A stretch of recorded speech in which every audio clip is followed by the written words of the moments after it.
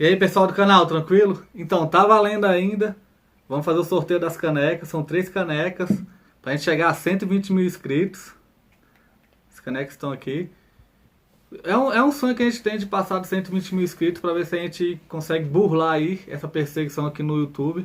Nossos inscritos estão diminuindo, mas eu acho que com esse sorteio a gente vai conseguir atingir. Então se inscreve no canal, compartilha, comente, curta, ajude o nosso canal. Os links para ajudar nosso canal estão aí na descrição do vídeo e também as nossas redes sociais. Vamos lá, nossa comunidade no Telegram está crescendo. A gente sempre compartilha notícias e informações lá também. E aqui na comunidade do YouTube. Então é isso aí, pessoal. Fique com o vídeo, sempre com Deus, pátria, família e liberdade. 1984 está aqui na camisa também. Tamo junto, forte abraço. Momentânea. O próprio Descartes, nas Meditações de Filosofia Primeira, ele diz, a propósito do cogito ergo sum, ele diz: esta sentença é verdadeira todas as vezes em que eu a penso. Ou seja, ela só é verdadeira para aquele momento. Quer dizer, eu estou pensando agora, então, nesse momento eu existo. E é óbvio que isso não resolve o problema da existência ou não de um eu permanente.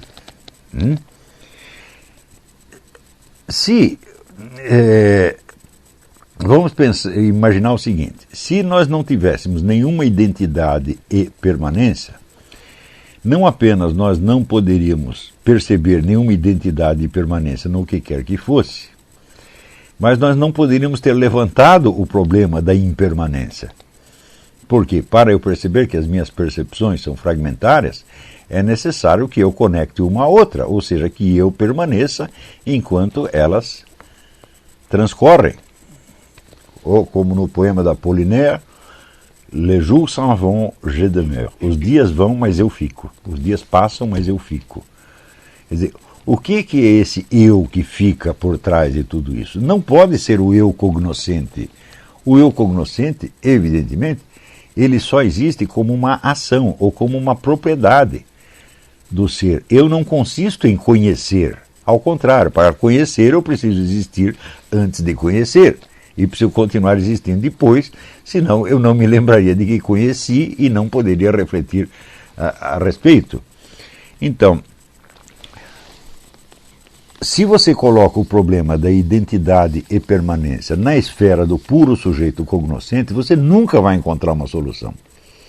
Você pode tomar partido de uma coisa ou de outra, você pode justificar de uma maneira ou de outra, mas você está sempre se perguntando como que coisas impermanentes podem adquirir uma aparência de permanência numa tela que também é impermanente. Quer dizer, o problema é um problema desesperado, ele não tem solução. Então, se colocamos este problema como problema de teoria do conhecimento, ele jamais será solucionado. E a tentativa de remeter o problema à neurofisiologia torna a coisa ainda mais desesperadora. Porque, afinal de contas, o que nós chamamos de cérebro, sistema nervoso, etc., também são coisas que nós percebemos com os sentidos e também as percebemos de maneira impermanente. Então isso vai complicar mais. Então a solução que eu ofereço é simples. Não podemos tratar este problema na esfera da teoria do conhecimento antes de tê-lo resolvido na esfera da ontologia. Ou seja, eu tenho que estudar este problema não como ele se coloca ao ser humano enquanto sujeito cognoscente, mas sim enquanto sujeito existente. Nós temos que primeiro resolver o problema da identidade e permanência do próprio sujeito humano antes de colocar o problema da identidade e permanência do que quer que seja. E pior, não podemos colocar esse problema só na esfera do conhecimento, nós temos que colocá-lo na esfera da existência. Ora, a existência de uma substância permanente por trás de todos estes estados e por trás, inclusive, de todo este questionamento, a mim me parece uma exigência óbvia. Ou seja, nós não podemos, enquanto sujeitos cognoscentes, apreender a nossa própria identidade e existência, porque é simples, uma substância jamais caberá dentro de uma das suas propriedades. O conhecer é somente uma das nossas propriedades. Agora, o ser, o existir, é nós mesmos, na nossa totalidade. Eu só posso me conhecer enquanto cognoscente. Eu não posso apreender a minha existência na sua totalidade. Mas essa existência na sua totalidade é uma condição sem a qual eu não poderia conhecer. Então, eu tenho que admitir não apenas o penso, logo existo, isto é, eu existo porque penso, tá certo? Mas eu tenho que admitir que eu existia desde muito antes, mesmo sem ter pensado nisso. Então, a minha existência enquanto substância permanente é uma condição para que este problema seja colocado. E ela não pode ser resolvida dentro da pura esfera do conhecimento pelo simples fato de que o sujeito cognoscente não pode se apreender a si mesmo enquanto existente. Ele só pode apreender aquilo que chega ao seu conhecimento, aquilo que dele próprio chega ao seu conhecimento. Por exemplo, eu tenho algumas memórias, eu tenho percepções de mim mesmo, né? Eu vejo o meu corpo de alguma maneira, ou pelo menos partes dele, né?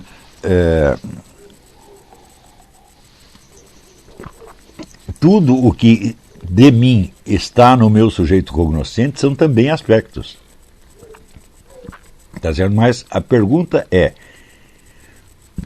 quem colocou este problema? Não pode ter sido o próprio sujeito cognoscente. Né? Eu não poderia ter colocado este problema se eu não existisse. E quando eu o coloco, eu percebo que eu já existia antes de tê-lo colocado. Então, isso quer dizer que a existência do eu humano, não do eu psíquico ou do eu cognoscente, a existência, vamos dizer, do eu, o eu talvez não seja a palavra certa, a existência da identidade de cada ser humano é uma condição prévia para que este problema possa ser colocado.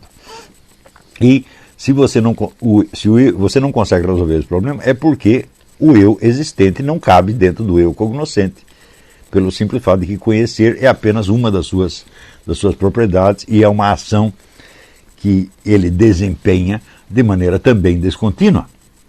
Tá certo? Mas a própria descontinuidade do conhecer, tá certo, exige a permanência do ser que conhece.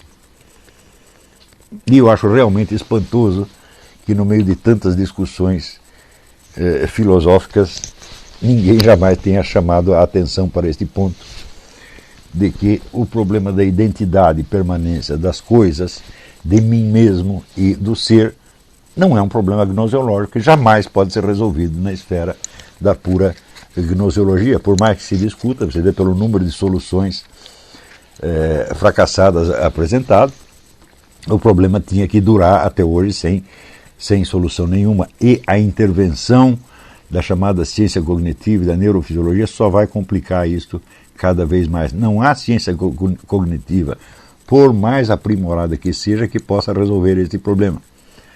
Né? O estudo do conhecimento não pode resolver um problema de ontologia. Então a coisa tem que ser abordada na esfera ontológica e nós temos que fundamentar ontologicamente a identidade do ser, e daí sim podemos colocar esse problema em novas bases. Ora, se eu digo que eu não posso conhecer o meu ser existente, mas que eu só posso conhecer aspectos dele, mas se eu sei que eu tenho que ter um ser existente antes de eu poder conhecer qualquer coisa, então significa que o modo de acesso que eu tenho ao meu ser existente é diferente do modo de acesso que eu tenho a qualquer outro conhecimento. Ou seja, eu não me conheço a mim mesmo enquanto existente, nem por percepção, nem por abstração, nem por memória, nem por coisa nenhuma. Eu me conheço a mim mesmo enquanto existente na medida em que eu tomo conhecimento de mim como ser agente, não cognoscente.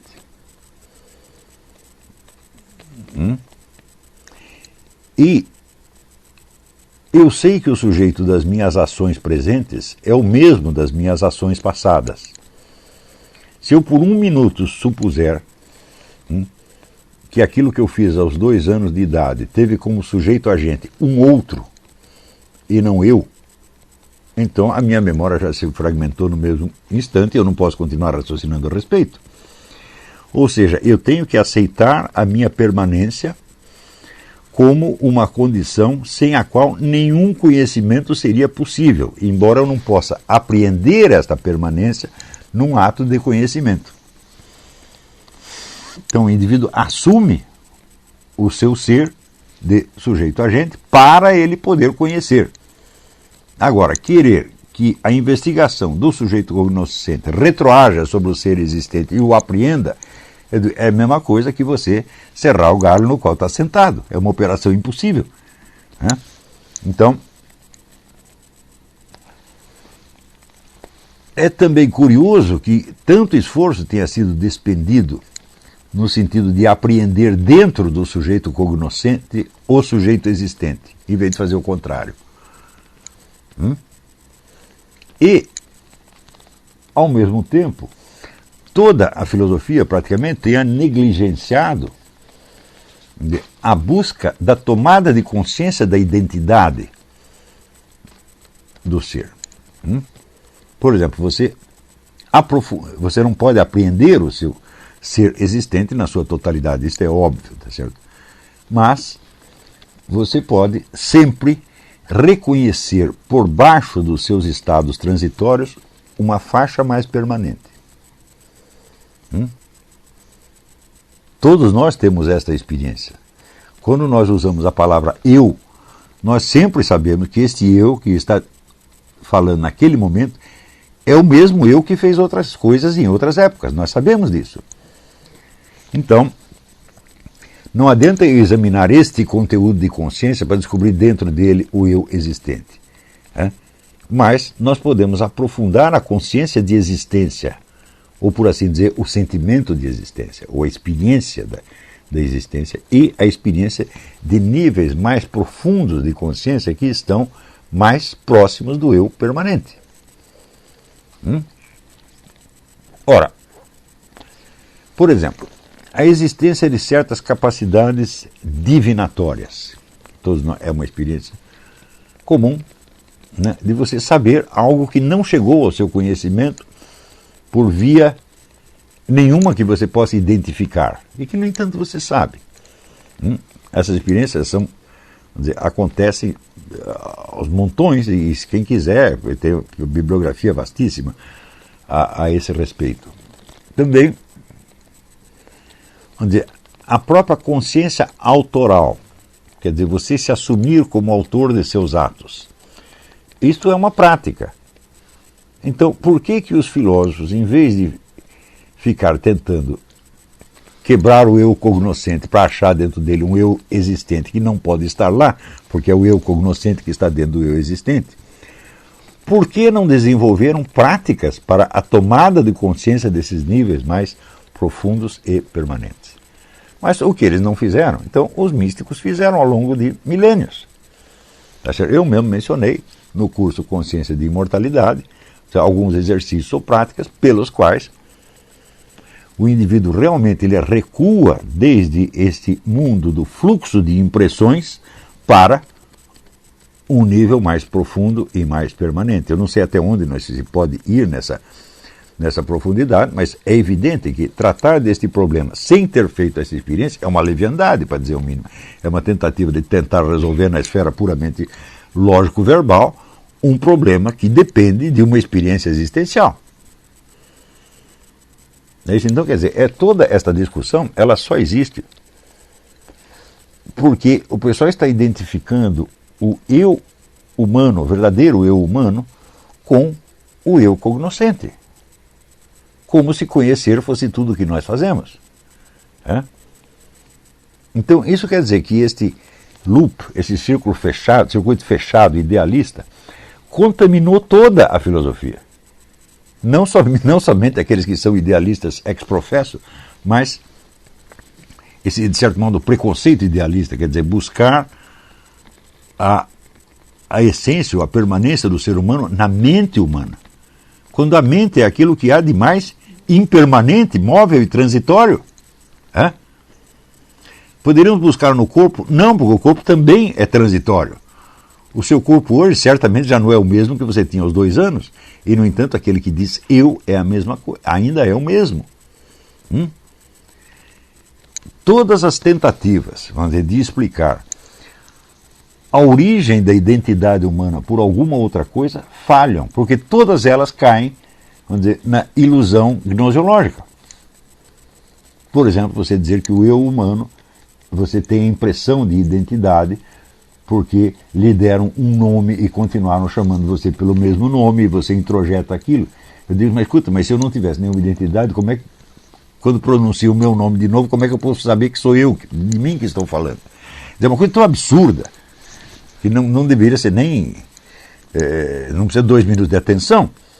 Ou seja, em vez de o nome ou o fato das pessoas te tratarem como se você fosse o mesmo, né, produzir a sua identidade, você precisa dela para você poder reconhecer que estão falando com a mesma pessoa. Ou seja, a identidade é uma condição prévia. Não há nada na esfera cognitiva, seja individual, seja coletiva, que explique a identidade humana. Porque ela é a condição para que tudo isto possa ser discutido. Então, ela é uma exigência ontológica absoluta, inescapável. Tá certo? E vamos dizer, a tentativa de buscar o eu existente dentro do eu cognoscente, né, é mais ou menos como você revirar uma embalagem em si mesma para você descobrir algo do produto. A embalagem é só a embalagem. Né? O produto é separado, é distinto da embalagem. Tá certo? Então, é como toda essa discussão de 2 milênios me lembra aquele negócio do gato Félix, né? Que ele tirava o próprio rabo, com o próprio rabo ele fazia uma interrogação, né? E depois transformava a interrogação numa exclamação e transformava num barquinho e ia embora. Tá entendendo? Quer dizer que é como esses desenhos do Escher, né? Em que a escada, o topo da escada coincide com o seu primeiro degrau. Tá certo?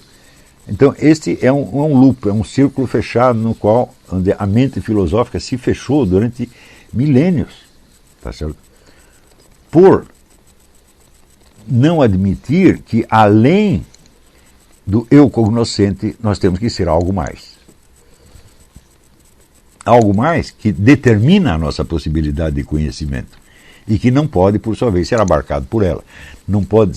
Você não pode ter acesso a ela por nenhum dos meios cognitivos à disposição. Você tem que tomar por um meio existencial. Ou seja, você tem que aceitar aquilo que foi chamado, vamos dizer, o conhecimento por presença. Sei como. Então, não só a língua está, vamos dizer, em decomposição, mas você tem ainda, se mistura isso, 2 outros fenômenos. O primeiro deles é o que o pessoal está chamando de inteligência coletiva. Tem um autor chamado Pierre Levy, que ele estuda muito essa questão da internet e das redes sociais, e ele diz que está se formando então, uma inteligência coletiva que será então a base da futura democracia participativa. Mas o que é uma inteligência coletiva? Quer dizer, um monte de gente falando ao mesmo tempo e vamos dizer, o conjunto leva, vamos dizer, a certas conclusões gerais ou a certa repetição de certos esquemas de pensamento, e isto vigora como sendo opinião pública, tá certo? Só que tem um problema, isto funciona na base da total neutralização da inteligência individual, porque cada um só contribui com um pedacinho, ninguém entende o todo e o todo fica incumbido de entender as partes. Eu já dei aqui o exemplo para você de até que ponto isso pode ser desastroso. Se você dá uma aula e você tem 30 alunos, é possível que 29 não entendam e 1 entenda. Mas, ou seja, um indivíduo entendeu, mas a classe não entendeu. Vejam se o contrário é possível. A classe entendeu, mas nenhum entendeu. É impossível, né? Isso quer dizer que o exercício da inteligência é uma propriedade dos indivíduos e não da coletividade. Você fala em inteligência coletiva, né, quaisquer que sejam os meios técnicos em que você se apoia para criar esse conceito, ele será sempre, vamos dizer, um conceito metonímico.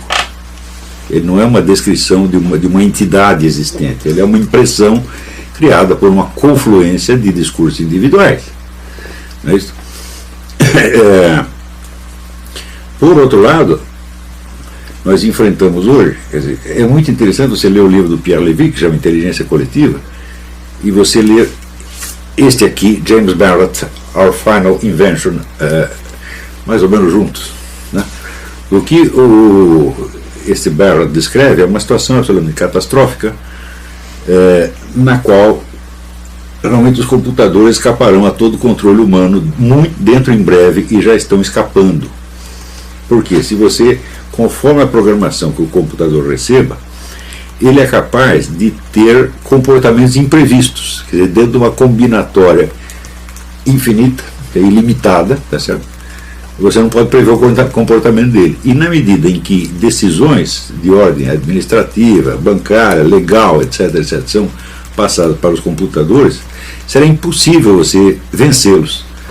E mesmo o indivíduo que programou o computador, que foi o primeiro na série, ele não terá controle sobre o que vem em seguida. Também já comentei aqui o fato de que os computadores podem fazer cálculos tão complexos e tão longos que nenhum ser humano pode verificá-los. Ou seja, você confiar na conclusão do computador será um ato de fé. Confiar ou desconfiar, quer dizer, escapa totalmente a qualquer controle humano. Isso já está acontecendo.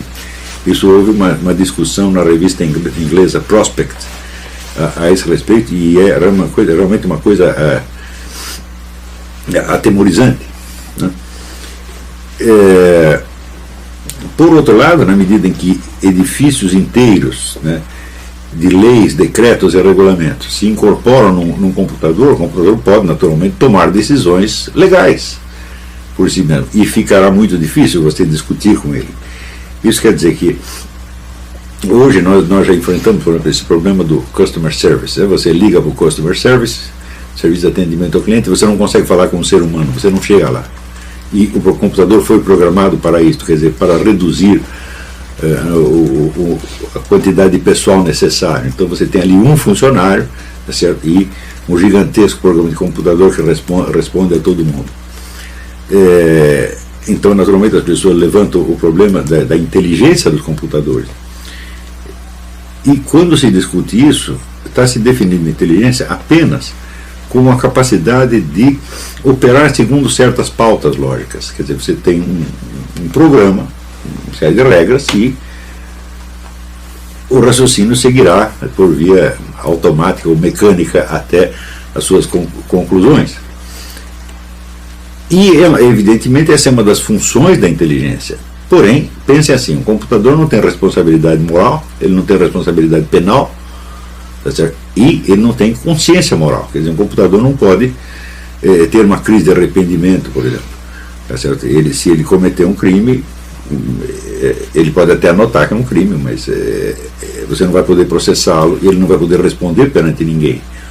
Então a pergunta é a seguinte: não há aí uma confusão entre o que é realmente a inteligência e o que são apenas funções ou mecanismos a serviço da inteligência? Para mim, me parece claro que sim. Mais ainda, este conceito da inteligência apenas reduzido aos seus elementos operacionais, ele não serve só para os computadores, ele é usado hoje na educação. A ideia das pessoas é desenvolver habilidades cada vez maiores e, se possível, acoplar cérebros humanos a um computador para que o cérebro possa funcionar, vamos dizer, com a sua capacidade máxima. Né?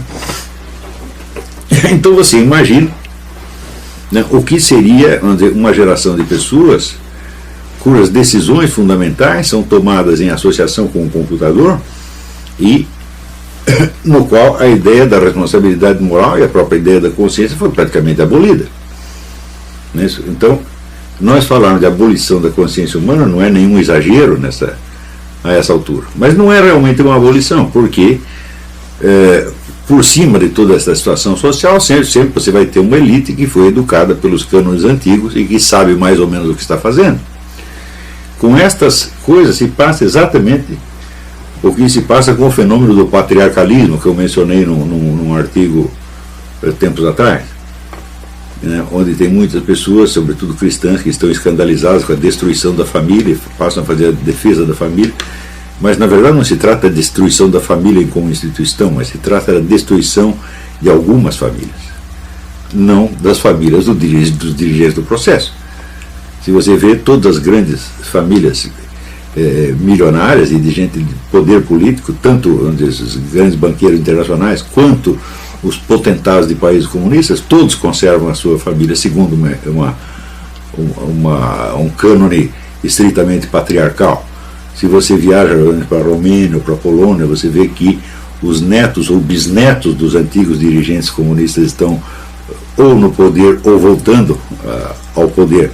Do mesmo modo, você não vai ver nenhum Rockefeller, tá certo? Ou nenhum Warburg dissolvendo a sua família e querendo casamentos gays lá dentro. Não vão aceitar isso de maneira alguma, porque a família é evidentemente um dos instrumentos de ação ao longo do tempo. A continuidade familiar, projetos de longo prazo, exige a continuidade da conexão entre os agentes. Então você tem que passar de um para o outro, passar de uma geração para outra. Se não há essa continuidade, a geração se esgota, a ação se esgota no prazo da existência, útil do seu agente individual, então é de curto prazo. Pensa assim, quando você chega a poder fazer planos de grande envergadura para a sociedade humana, para a política, sabe quantos anos você tem? 40, 50 no mínimo. Em geral é mais, 60, 70. Né? Os homens que mandam são homens de 60, 70. Então ele não vai ter muito tempo para ver o plano dele se desenrolar, então ele necessita da continuidade. Essa continuidade só pode ser assegurada. Existe um número limitado de meios pelos quais o ser humano pode assegurar a continuidade da ação histórica. Uma delas seriam, por exemplo, sociedades iniciáticas ou místicas, que você, pelos rituais, você vai comprometendo a pessoa a continuar com aquela atividade. A maçonaria é um exemplo. Né? Um outro meio seria, vamos dizer, uma tradição religiosa, onde as pessoas são formadas de acordo com os mesmos cânones morais e rituais ao longo dos tempos, e que mais ou menos isto não funciona tão bem quanto uma sociedade secreta, mas funciona também. Porém, o meio mais eficaz é a continuidade familiar ou dinástica. Não é isso? Se você observar, vamos dizer, as famílias nobres que mandavam na Europa 300 anos atrás, no tempo que você tinha monarquia absoluta, são essas famílias que ainda mandam. Por quê? Pelo simples fato de que são famílias, e elas são capazes, então, de ter uma ação contínua ao longo dos tempos. Se você investigar a história da família Rothschild, por exemplo, né, ou do Rockefeller aqui nos Estados Unidos, certo? Você verá essa continuidade de uma maneira muito, muito nítida. Então, não é que essas pessoas tenham algo contra a instituição da família. Não, elas têm contra que certas pessoas tenham família. Eles não querem que certas pessoas tenham família. Eles necessitam transformar a sociedade humana numa massa de átomos soltos, coeridos tão somente pela instituição estatal e, vamos dizer, pelos regulamentos dessas grandes corporações. Graças a este fenômeno, você vê que a ideia da democracia moderna, ela nasce com uma contradição constitutiva. Ela, por um lado, ela diz: vou abolir antigos privilégios. E na linha seguinte diz: vou assegurar o direito de reunião e associação. É preciso ser um verdadeiro jumento para não perceber que esses dois objetivos são antagônicos. E, no entanto, o pessoal da Revolução Francesa os proclamava assim, como se estivesse falando a coisa mais óbvia do mundo. Por quê? Todos os antigos privilégios nasceram do direito de reunião e associação.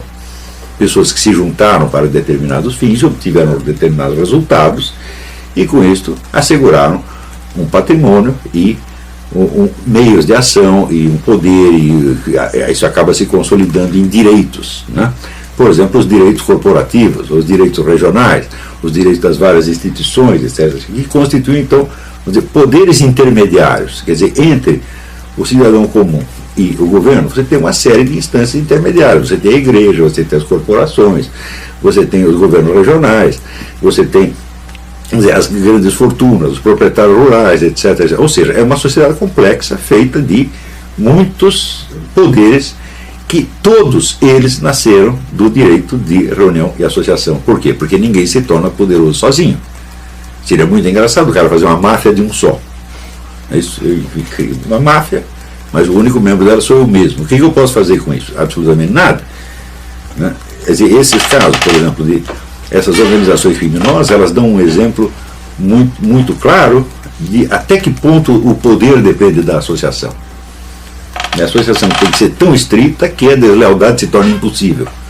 Né? Como no Rio de Janeiro, você desobedece lá o Comando Vermelho, São Paulo desobedece o PCC, eles te queimam numa pilha de pneu para você ficar reconhecível. Tá certo? Então você não pode desobedecer de maneira alguma. E esta obediência, o que é? É a associação.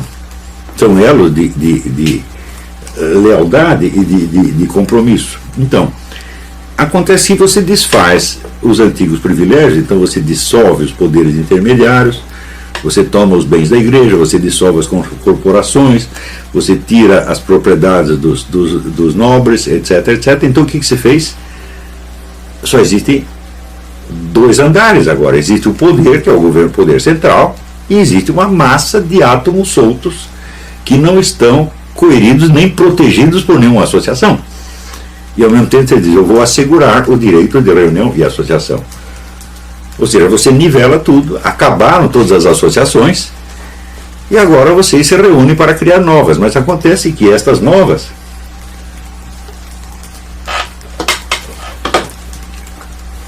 elas vão ter que surgir do nada e elas vão ter que competir com um poder enormemente mais poderoso, que é o do governo central. Então esse direito de associação e reunião se transforma numa balela. E este é um problema constitutivo das democracias. E eu não sei, ninguém sabe como resolver esta coisa, e aliás até o número de pessoas que perceberam este problema é reduzido. Então,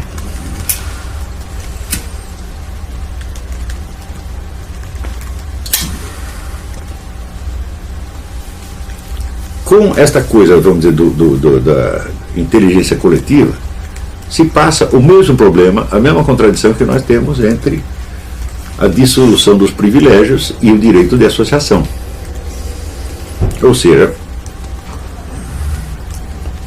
você quer criar novas redes de comunicação, de todo mundo possa participar, e você tem então o senso de que você está tomando parte nas decisões coletivas e que você está, por assim dizer, exercendo a democracia direta.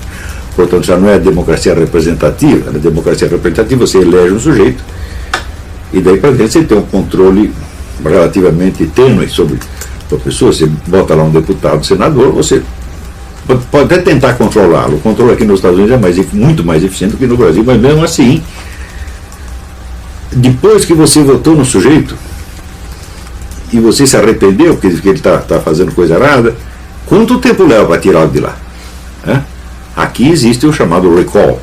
Quer dizer, você votou no cara, elegeu, mas se um certo número de eleitores pedir, o cara é chamado de volta. Não é isso?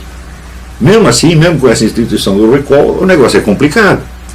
Se você perguntar assim, quantos fulanos investidos de cargos eletivos sofreram um recall durante o ano passado? 2 ou 3? No meio da massa de milhares que você elegeu, Então, este senso da democracia direta parece um alívio para muita gente, porque diz, agora nós não vamos mais agir através desses deputados, senadores que se vendem e nos traem, nós vamos nós mesmos tomar as decisões. Mas acontece que se a decisão é tomada por uma inteligência coletiva, de fato ninguém está interferindo nela. É somente, vamos dizer, um planejamento muito geral é capaz de dirigir as discussões para um certo rumo e, através, vamos dizer, da reprodução de certos discursos, de certos slogans, até de certos cacoetes mentais, você induzir uma multidão enorme a pensar do jeito que você quer e chegar às conclusões que você quer. Isso é muito fácil, muitíssimo fácil. Por exemplo, você pode dar a sua opinião num debate na internet, mas o outro lado tem uma firma trabalhando nisso e ela produz 30.200 identidades falsas que dizem outra coisa. E fazem isso no tempo que você leva para escrever a sua mensagem, é o tempo que o computador dele levou para espalhar 32 mil. Então, isso quer dizer que esta aparente democratização é uma centralização formidável do poder. Tá certo? Então, você vê aqui a representação eletiva, ela é também um poder intermediário. Quer dizer, ela não tem poder executivo, ela não toma decisões, mas ela pode vetar, discutir, impugnar, etc, etc. Né? Na medida em que você cria a democracia representativa, então o último poder intermediário que é reconhecido oficialmente como existente, que é o legislativo, é abolido. Hoje em dia, o legislativo não é mais necessário. Por quê? A estrutura complexa da administração moderna se divide em milhões de centros decisórios de ordem puramente administrativa. Então, por exemplo, no Brasil, o aborto é proibido, mas tem uma agência governamental que ensina você a abortar. Então você vai dizer que ela está indo contra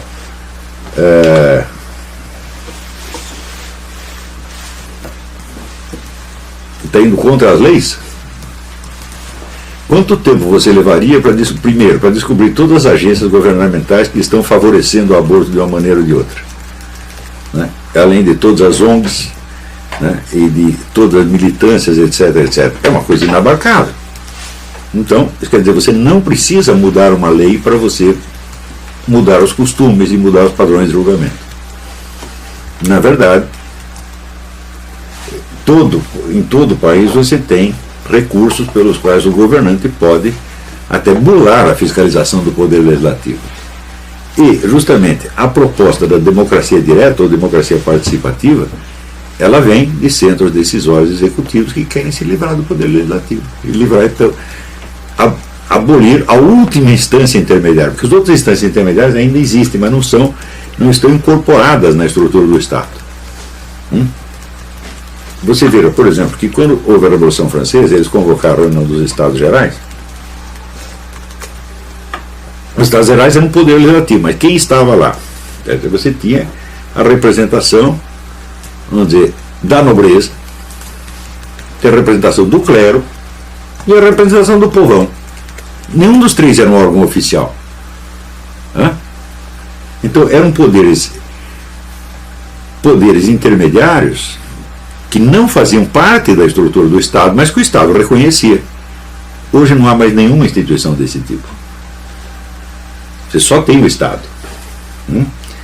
E existem outros poderes que já não são intermediários, porque estão mesclados com o Estado, como, por exemplo, essas grandes corporações, os organismos internacionais, etc, etc. Então não são poderes intermediários, são poderes, vamos dizer, da mesma altura do Estado e às vezes superiores a eles, são o supra-Estado. E aí, pessoal? Estamos mandando aí caneca para todo o Brasil. Muito obrigado ao pessoal que ajuda o nosso canal aí adquirindo as canecas. Também é uma forma da gente interagir. Muito obrigado. Também valeu aí pelas dicas, pelos comentários aí positivos ao nosso canal. Muito obrigado mesmo. Isso aqui é uma forma da gente manter o canal no ar. Tranquilo? Tamo junto aí, galera. Forte abraço. Muito obrigado a todos. Quem quiser é só encomendar. Essa daqui já vai para São Paulo, Rio de Janeiro, todo o Brasil a gente manda. Valeu, tamo junto. Não parar, não precipitar e não retroceder. Então dizer para esse cara, sabe quando nós vamos parar? Nunca. Nunca na sua porca vida.